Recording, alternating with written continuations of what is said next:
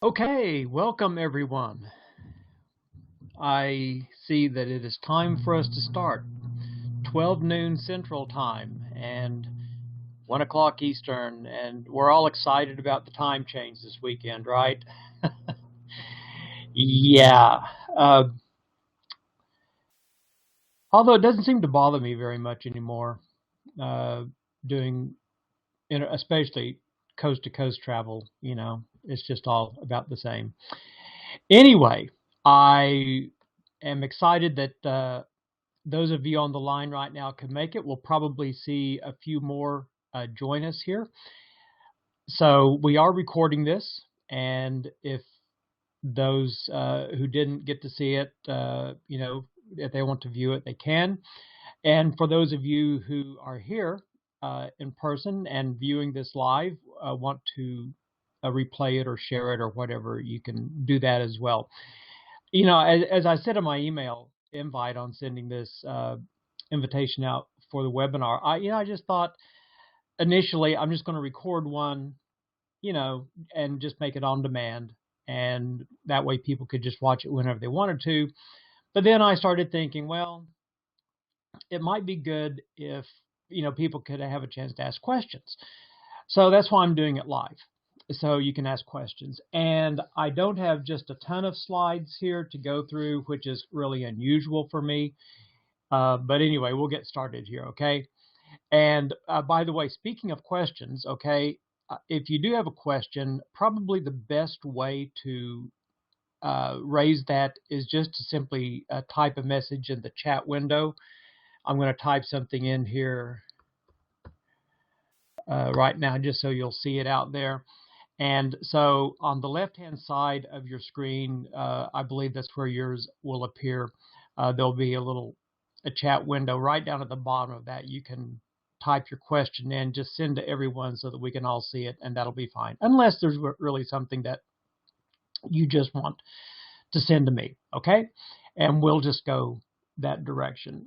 So I promised you a short webinar today, and that's what I hope I can deliver on. And so I'm going to turn my camera off here.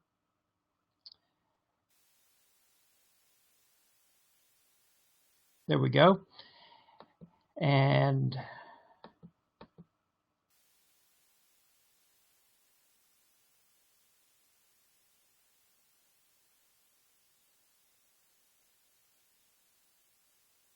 okay, let's see, by the way, who all we have on the line. Alex, hey, good to see you. Gisman, or Jacob, rather. Good to see you there too. Laura, good to see you. Ray, Sir, Vino Babu, and Violet. Hey, great to see all you here on the call today on the webinar. Okay, so let's get started. Obviously the topic here that we're going to be talking about is the Certified Mobile Tester certification from ASTQB. As I mentioned in my invitation email, I've been getting some questions about the certification, and instead of just kind of answering all those each and every time I get the questions, which I'm happy to do, by the way, but I thought it would be good just to kind of put this little webinar out there so that people could look at it. I could have something to refer to. So I have about 7 things I want to cover, and then any of your questions. And if you can ask questions along the way, I'm going to pop out of the presentation every now and then, out of the slides, just to check to see if there's any questions, because I don't get to see them coming in when I'm actually going through the slides. Of course, I need to put a disclaimer out here because I am on the board of directors of the ASTQB. I'm not an officer. I used to be, but I'm not anymore.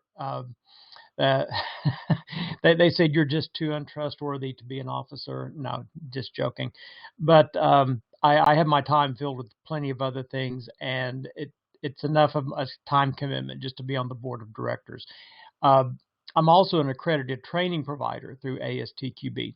The takeaway of this slide is that the things that I'm going to be saying, I'm not saying as a representative of ASTQB. I just wanted to be clear about that. I am a training provider, and this is just kind of how I explain this to people. And there is an official, by the way, webinar slide set and recording that's out on the ASTQB website that has a real breakdown of all the topics, all the learning objectives, everything about this certification. And so I'll show you where that's at when we get there, okay? One of the biggest questions that comes about is, well, why did ASTQB develop this certification? And one thing was that we kept getting a lot of requests for this, for a mobile specific certification from people who would visit the booth at trade shows and people in classes and stuff like that. And so we felt like as a board, we would like to do this. And at the same time, there was kind of a logjam in terms of anything happening at the international level. So we decided to go ahead and create this certification. I'll go into a little bit about that in just a minute here. But the thing to understand about the certification, first of all, it is foundational in nature. So we don't assume that you have any current knowledge of mobile testing. But by the time you get to the end of the course, at the end of the 2 days, you've achieved probably at least an intermediate level of knowledge and skills of mobile testing. There's quite a bit of depth in the material, especially in the techniques and the tools and that kind of thing. But one of the other things about the ASTQB developing the certification as opposed to the ISTQB is that we get to control the content of the syllabus. So we don't really have to worry about getting agreement from other countries or anything like that. We also get to control the quality of the exam because we write the exam for this certification. But really the biggest motivation was that we just really felt like there was an unmet need in the industry, especially here in the USA, for a mobile test certification. And also for people who have achieved the foundation level certification, this is a great add-on. Now, there is no prerequisite requirement for this certification at all. So you don't have to get foundation level certified before you can sit for this one. And I think that's a really great thing. Now, obviously, there's a lot of different certifications out there worldwide. And in fact, there are some for mobile. And if you're plugged into some of the LinkedIn groups, and you may also get emails from various other organizations. There are some other mobile certifications that are being promoted worldwide and here in the U.S. And so this is in competition with those. We feel like it's a great certification. We feel like it's a good product, and that we've kind of hit the sweet spot there in terms of getting a good level of detail and getting it conveyed in a 2-day period, which is enough to get your head around something and give some focus to something and walk away with the information that you need to pass the exam. So this syllabus is added to the already a fairly full offering of certifications we have from ISTQB and the International Qualification Board for Business Analysts. Now, the ASTQB really hasn't promoted the IQBBA extremely strongly. We do promote it, but there's still some growth there to go in terms of training providers. I have a course for the IQBBA. It's just about ready to be accredited, but the whole business analyst topic is another one. Now, that wasn't one that we developed, but that's one that was developed internationally, and it's in our portfolio. One of the things about the ASTQB that I'm really proud of is that we do have a good reputation for the quality and experience when you talk about syllabi and exams. In fact, I'm going to show a slide here in just a second about all of the syllabi that we've really had a very, very strong leadership role in. This new syllabus, the CMT syllabus, is developed by the ASTQB, but we also had some input from the international community, especially companies who are leaders in mobile development and mobile technology. So we felt like that was a really good thing. This is just a kind of a short list of some of the things that we're involved with.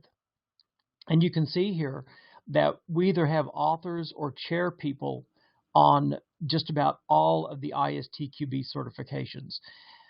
Personally, I'm the chair of the IST Advanced and Expert Security Test Syllabus. And we, for a small group of people in the ASTQB, between our board of directors and technical advisory group, we stay very busy working in working groups to get these syllabi out there and to people. And it's like one of those things in testing, there's also a maintenance burden as well, right? I mean, every 5 years, the syllabi will be updated.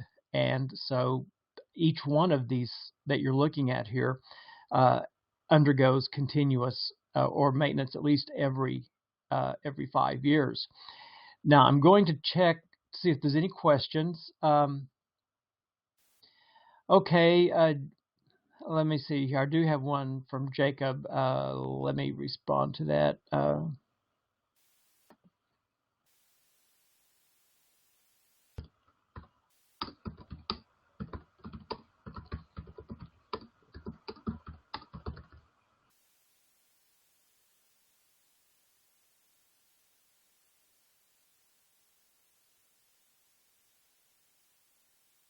Oops, that should have gone. Let me.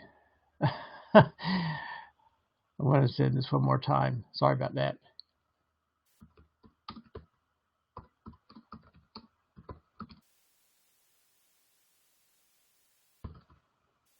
Oh, okay, great.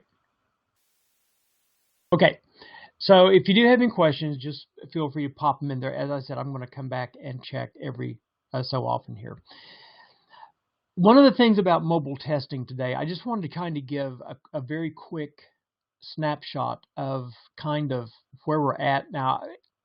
There was a survey done a couple of years ago, and it said that like over half of the organizations doing testing don't have a strategy for mobile testing, which is really kind of alarming. I'm thinking that number is lower now. But the thing about it is, mobile technology is moving very, very quickly. And it's a real challenge for testers to keep up with that pace. The new devices are coming out, new operating systems are coming out, new kind of applications, new kind of connection levels. It's just like an ever increasing march, and it just keeps going and going faster and faster. And at one point, we used to say, well, you better get ready for mobile. You better get ready for mobile because it's coming and, all that. Well, the future is here. I guess that's a Yogi Berra maybe saying or something. But it's no longer a matter of getting ready for mobile testing because it is here, it's strong, it's a major trend, and it's like on the super high upswing, and everyone has mobile devices nearly. It is kind of interesting to see differences between countries, how they apply, how they use their mobile devices. Not all countries are really into smartphones. Here in the U.S. we are. It's kind of interesting, though. I was thinking back about a presentation I did way back in 2001 in Seattle on testing mobile applications. And, I still have that presentation, and it's way out of date, but I thought, wow, I can't believe that in 2001 we were talking about this. But the thing that I've seen as I go into companies and do classes and do assessments and things like that is that when it comes to mobile, it's kind of like the same thing with security and usability and some of the other aspects of testing and software quality. Is kind of one of those things that people see it as an appendage of what they do. And there's really, in a lot of companies, not this cohesive strategy that pulls together what the people will be doing, the techniques they'll be using, the tools they'll be using, and the processes that can be used. And so without that, then people just kind of do this whichever way they figure out they can do a mobile test. And in many cases, the coverage is not nearly sufficient in terms of device coverage or functional coverage. The functional coverage is not sufficient. They typically test as much as they can in the window of time that they have, which is typically about 2 or 3 weeks. But here's the really important thing to take away from this, is that there's a lot riding on these mobile apps. Your company can gain or lose customers solely based on its app experience. There are many companies that have gone to using mobile applications to let their customers have quick access to things, like insurance companies. You can get your insurance verification through a mobile device and so forth, pay your premiums and all kinds of things. So it's a big thing for a company, and I'm just going to show you a couple of examples here coming up in the following slides. But the good news side of this is that we haven't been standing still when it comes to tools and techniques. There are some really excellent tools out there for doing simulation and emulation and performance testing and security testing and all the other things. You're not just strictly limited to testing with a device in hand, or bring your own device sometimes, as it's called. And there are some great techniques that can be applied to design your test and to evaluate them. But I couldn't help myself. Okay, now I got to tell you, I didn't put the name of the airline on this because I just don't like to focus on a particular company, because we all have struggles, right? I mean, that bugs are everywhere. But I wanted to show you where you don't want to be. And I think we all know this, but sometimes management really needs to understand this. Now, the airline here has plenty of money probably to invest in this, but I mean, when you get 72 one-star ratings, and this is for their most current release of the application, it was, I think, like an average of 3 for the entire history, but I didn't feel like that was really accurate to show that, because a particular version is going to have particular quality levels to it. And so just looking to see what kind of problems people are having here. One little thing embedded here about the 4th sentence down: after purchasing a ticket, I got an error. It stated to go back and start over. A couple of others from the same airline website. By the way, or web app. I use this app all the time myself, and I've had a really terrible experience on it also. Here's one that every time they tried to get their boarding pass, I got an error message every time. Other airlines mobile apps don't have this problem. Call technical support. The answer was, I don't know, which is helpful to them, or sarcastically speaking. I've actually found myself booking other airlines as this app is so bad. Now, that's what I'm saying. You can lose customers sometimes just because of the quality of an app. And so, some of the statements here are just really kind of funny, but they're sad in another way too. Because this person closes out, this is the point where I close the app and open Delta, Southwest, or anyone who respects my right to choose my own flight plan. Here's a little interesting bug that I found. I put this on my Facebook page a few days ago. I was trying to update a credit card. I will say who this one is. This is Redbox, and it's a native app, and so I needed to change my credit card. I wanted to rent a movie, but my other credit card had expired. So I go in and put my credit card number up there, and you see, obviously, I've just got all 9s up there or something. But the problem was it wouldn't accept my expiration date, and it's got a little wheel that you turn here. I've got a video of this too, but the highest year that is on their little wheel is 2011. And, functional stuff like that just drives customers crazy. And I'm sure it drives you crazy too when you have to see things and work through things like this. I could probably have gone to their website and have done it there. In fact, I think that's how I eventually wound up getting around the problem. Was I just had to go to the website. So one other thing too is that sometimes we don't fully consider that some of the purposes for mobile apps are really, really critical. It's not just for texting, gaming, shopping, or Facebook. Um, First responders use this in all kinds of contexts. Firefighters, paramedics, police officers, all kinds of folks are coming to use mobile devices quite a bit now, not just for casual communication, but for major apps. Like one application is that you can actually use the mobile app to take an EKG now, and you can also submit other vital signs through the mobile app. Doctors are now giving consultations via mobile apps. And so it's not just a casual thing anymore. Now there's a level of safety criticality. In fact, it never ceases to amaze me all the uses that are out there for mobile apps and how critical some of those uses actually are.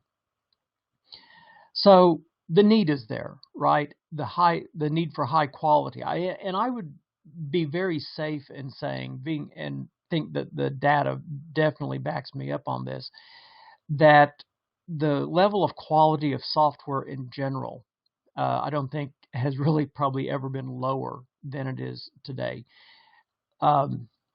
for any number of reasons. I don't have time to get into that, but it trickles down into everything that we do. And really, the context really doesn't seem to make a whole lot of difference here, whether it be a mobile app or a web app or whatever you're doing. But anyway, let's get into the certification.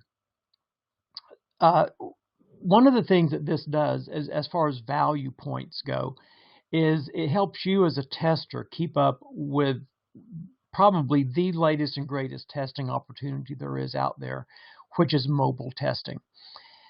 There are, if you look on the job boards and look to see who's hiring, mobile is all over the place out there. But more than just keeping up with the industry and what's going on in testing, it's a good way to build your own knowledge about mobile testing or your team's knowledge. In the certification, there's a wide variety of techniques that we talk about, but we also talk about the risk and the challenges quite a bit as well. For example, trying to test over a large enough population of device types and combinations. There's only about 17,000 combinations of devices, operating systems, browsers that you could possibly cover. And of course, we can't test all that, but wouldn't it be great to have some techniques that would help you get to that point where you felt like you did have a decent level of coverage? Well, we teach how to do that in the certification. And then also there's the point of just, going beyond being correct and usable and secure. How do you really leverage mobile technology so that your company or your organization can really get full benefit out of it, can actually see a good return on investment? There's a kind of a perspective of software quality where we're just kind of worried about not messing something up. I think we can maybe all relate to that a little bit. So how do we really leverage mobile technology so that our organizations truly do benefit from it, like they gain customers, they serve customers better, and that kind of thing? Well, one of the things that I hear quite a bit from team leaders is that they get a common basis of knowledge and terminology when they go into a specialty area like mobile testing, when they get certified there. Now, personally, I think it builds a person's credibility to have a certification. Not everyone agrees with that, but I think it does, because it shows that at least you've taken the time and the effort to devote it to a particular area of study. And it really does build out this specialty area of knowledge in mobile testing. Now, by the way, I hadn't really decided when I was going to show this roadmap, so I'll just do it now. If you go up to the ASTQB website, on the home page, here's the roadmap for all the certifications that are out there. And you'll see here that, here's the CTFL. Here's what most people have that are in the ASTQB system here. But there's the Agile Tester extension. So once you get CTFL, then you can go for the Agile Tester extension. And then there's also a couple of others in development for Agile, from organization to technical. If you look over here, of course, the core is to go up to the advanced level, like test manager, test analyst, technical test analyst. And now we even have a couple at the expert level, test management and improving the test process.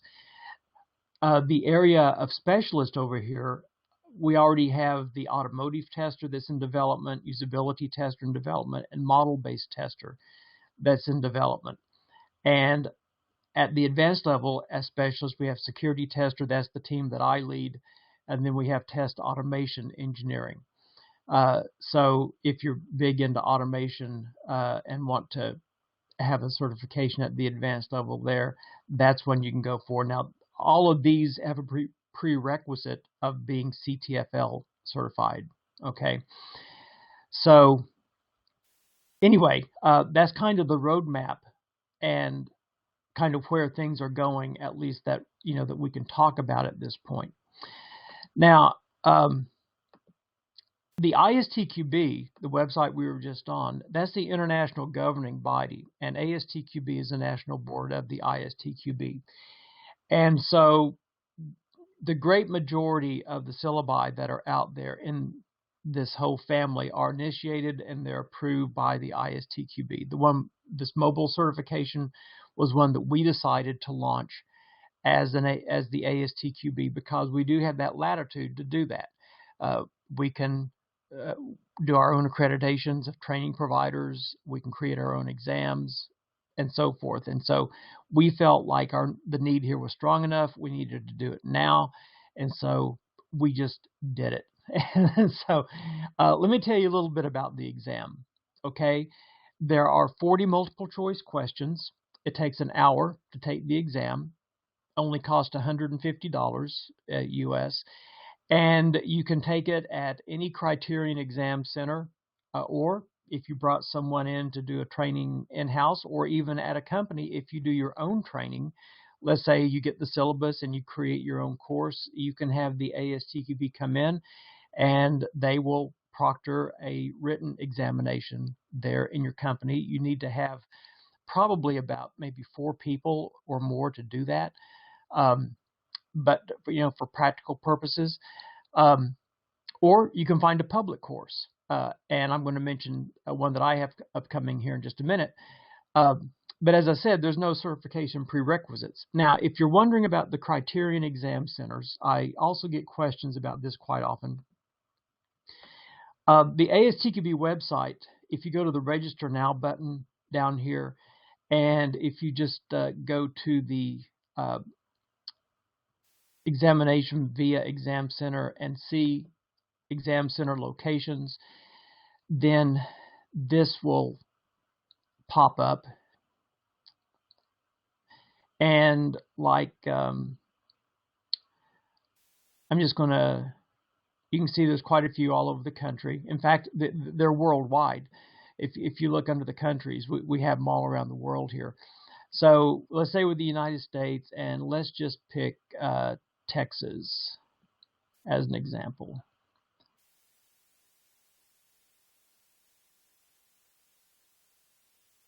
And so this will show you all the Criterion exam centers, and you can see they're in probably most of the major cities.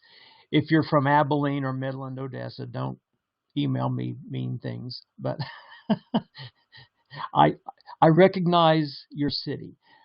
However, Criterion requires that you drive. But in the DFW area, there's a whole slew of them there, as we say. all over the place and the metro area. So if you were in the DFW area and wanted to take this, I'm just picking something out of thin air here, but you could find an exam center. Oh, and by the way, while I'm here on the ASTQB website, let's go back here for just a second. Once you get here to the site, if you just look along the right-hand side, you'll see the ASTQB Certified Mobile Tester. And you'll see all the information here. You'll see the exam information, also how to register right here as well, exam center locations. You'll see the webinar that was done by ASTQB, the slides, the video. You see this. You can download the syllabi and a sample exam. So anything that you need about the certification, you can find there on the ASTQB website. Now, just real quickly, there's 5 major chapters to the syllabus, and this syllabus is, let me see here.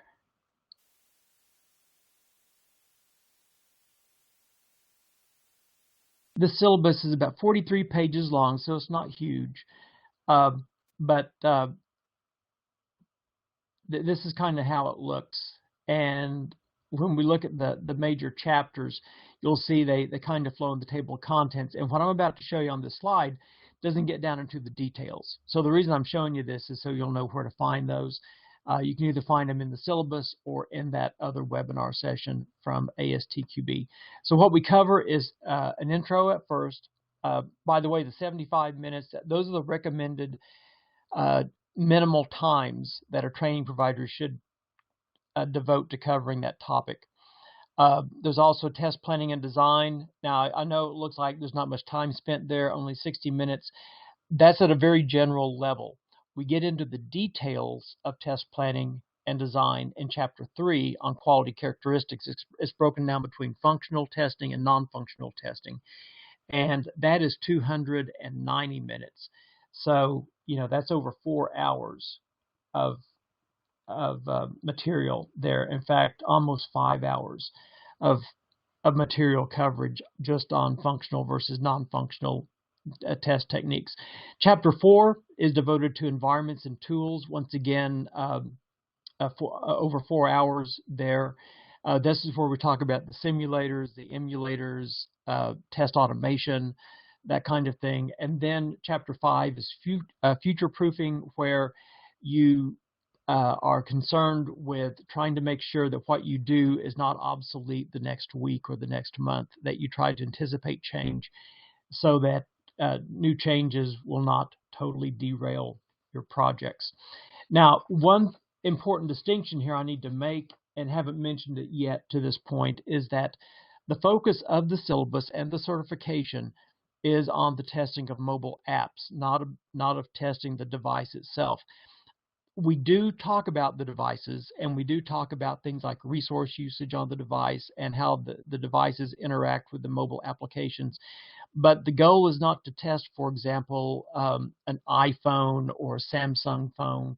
It's to test the applications that reside and interact with that mobile device. Okay, of course you have to have the device, but in a big sense, the device is basically your test environment. And the collection of test devices are also your test environment.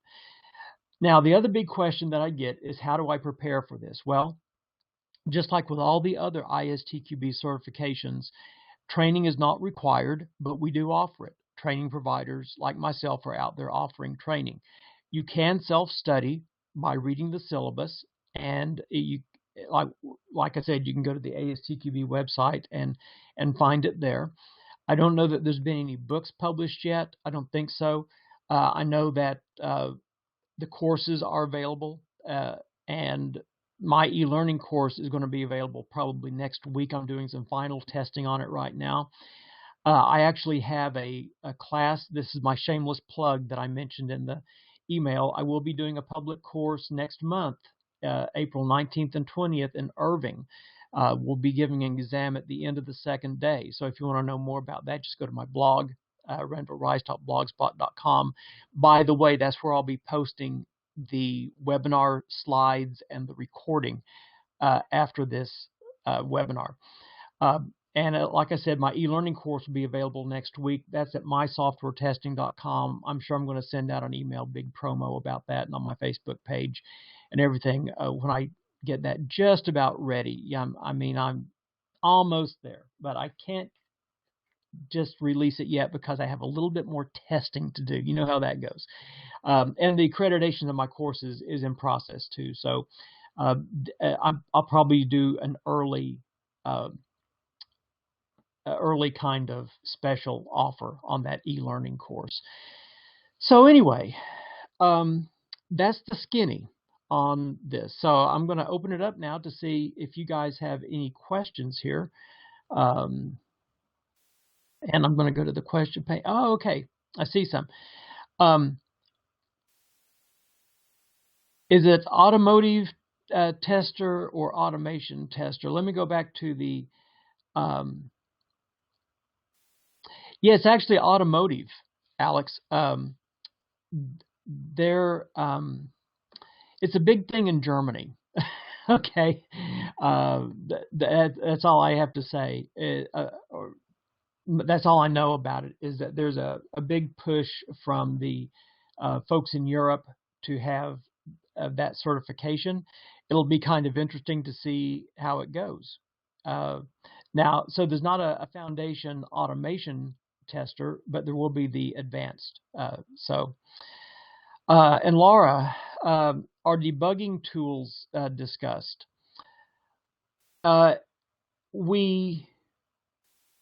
Yeah, in a one sense, in that the simulators and also the each of the devices have their own means of debugging, like resources on the app. I'm sorry, resources on the device and such. So there are some debugging aspects of those, and I'll look into that though, because that might be, it's not mentioned in the syllabus specifically, Laura, but it would certainly be one to squeeze into the course, and I might see what I can find on that. I really appreciate the mentioning of that. Violet is asking, will I be writing a book on mobile specialty? You know my thinking, don't you? I would love to. I tell you, they want me to write a book on the security tester, advanced level. And as you know, writing a book is not an easy thing, but I will have enough text together by the time I have my course done to probably put a Kindle book out there. But thank you for mentioning that, Violet, or a small series of small books on testing. That is definitely something that I've got on my roadmap, is to create a Kindle series of testing books on things like risk-based testing and things like that. Yeah, Alex says it makes sense for Germany, and a lot of things in automotive, and maybe Macomb College in Detroit, that for sure.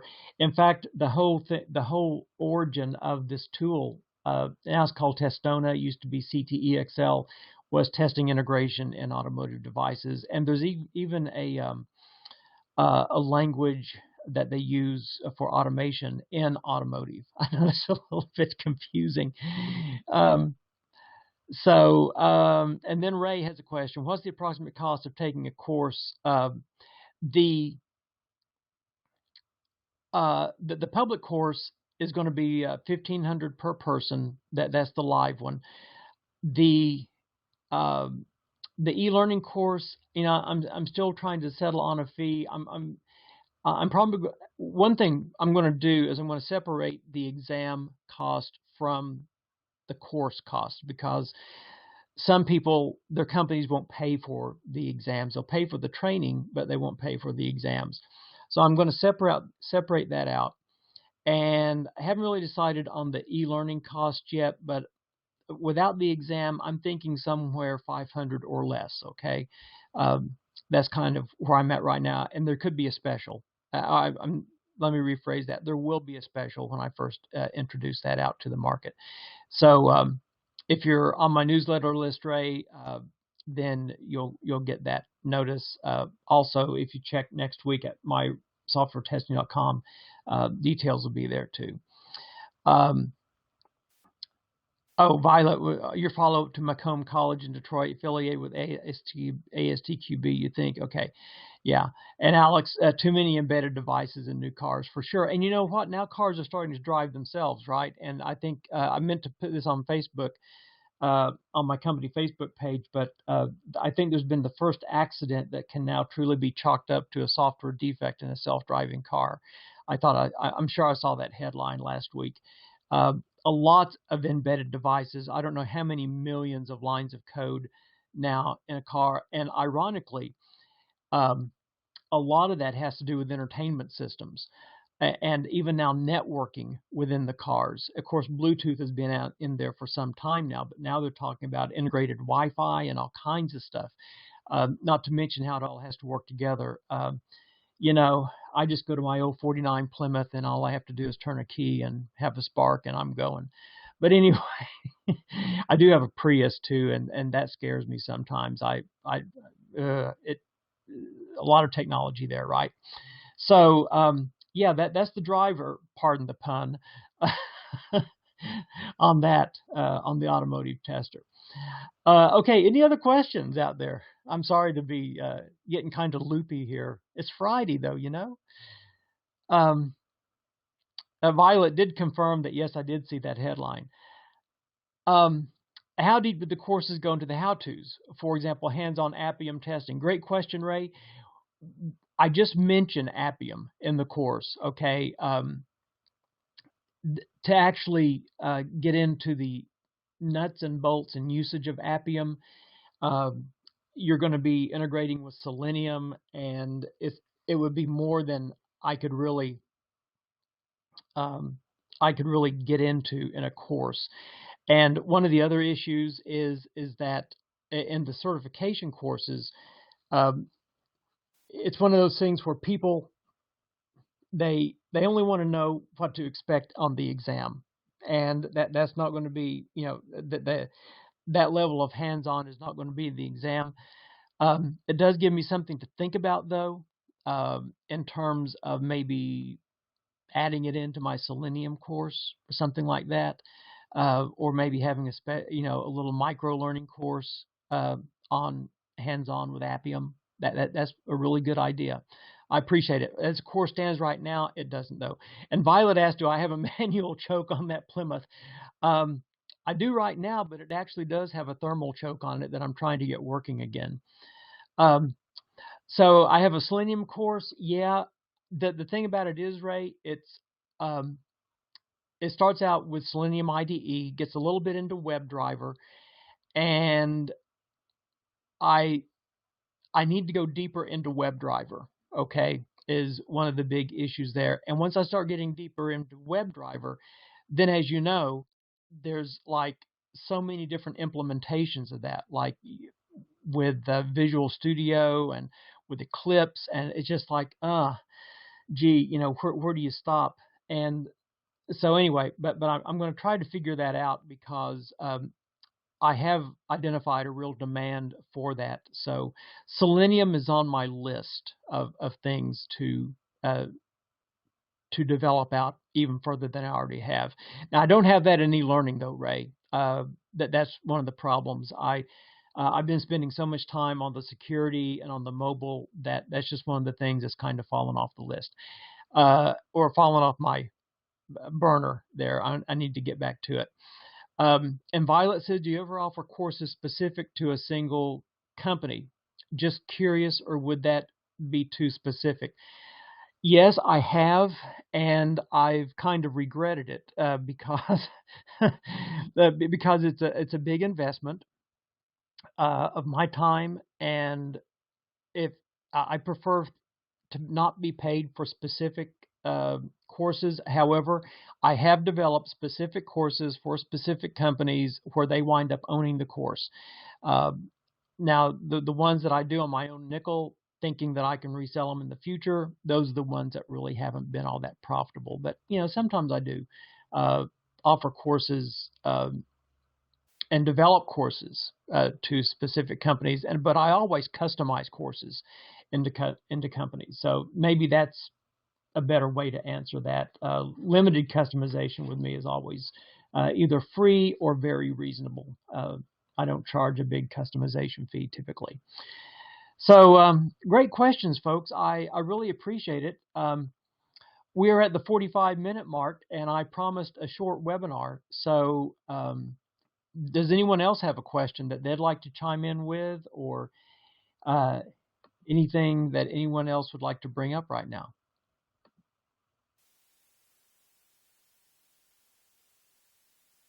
Okay. Well, with that, I will say thank you very much for being here. If you need to contact me, my contact information will be in the last two slides. But once again, for getting these slides and the webinar recording, I'm going to send out an email to everyone anyway, but it's at randallrice.blogspot.com.